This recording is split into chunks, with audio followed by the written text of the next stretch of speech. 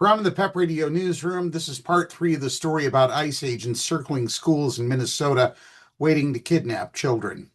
Minneapolis-area educators and parents came together for a Tuesday press conference to try to convey how devastating ICE has been for children and their learning experience. Peg Nelson, a 33-year teacher in Columbia Heights Public Schools, said every student from pre-K through high school has been terrorized by ICE operations. These actions have changed the very fabric of our Columbia Heights schools and have made every student, teacher, and parent less safe, said Nelson. Families are afraid to leave their homes for fear of racial profiling and wrongful arrest. Students are afraid to come to school. We haven't seen absenteeism like this since COVID.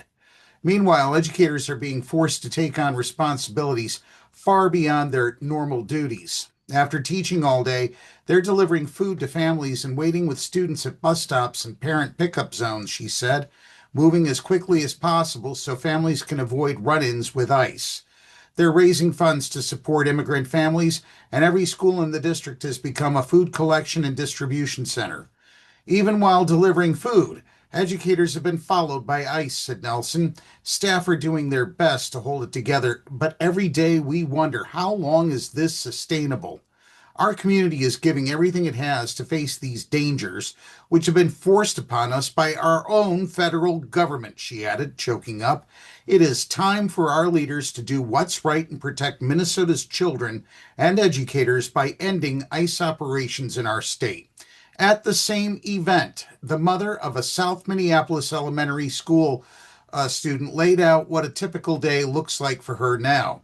In between bites of breakfast and sips of coffee, I'm checking the neighborhood feeds to see what the neighborhood is like around our school and our most important bus stops, said Elizabeth, who only gave her first name. Once I've successfully gotten my child dressed for school, we head outside, both with our whistles around our neck, just in case we need to alert our neighbors of danger.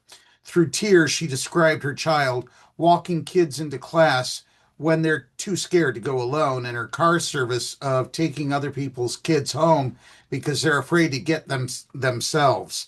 Some parents haven't left their homes in 7 or 8 weeks, she said, and she can barely communicate with them. And yet, they've trusted her, a virtual stranger, to make sure their kids come home after school every day. All this is racing through my mind as I'm checking my mirrors for safety and still singing along with K-pop demon hunters, Elizabeth said. It is their parents that should be in the car singing and hearing their stories of the day. This is not an acceptable way to raise our next generation, she added. This is why we need ICE out of our schools and out of Minnesota.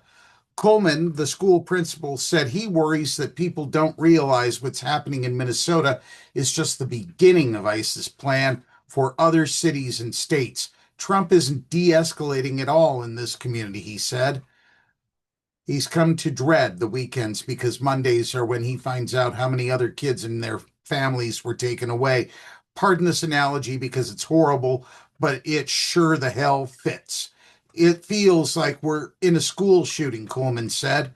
We're not stopping it. We're just minimizing it. This concludes the story from Minneapolis about ICE agents coming after children as they are walking to and from school. From the PEP Radio Newsroom, I'm David Moore.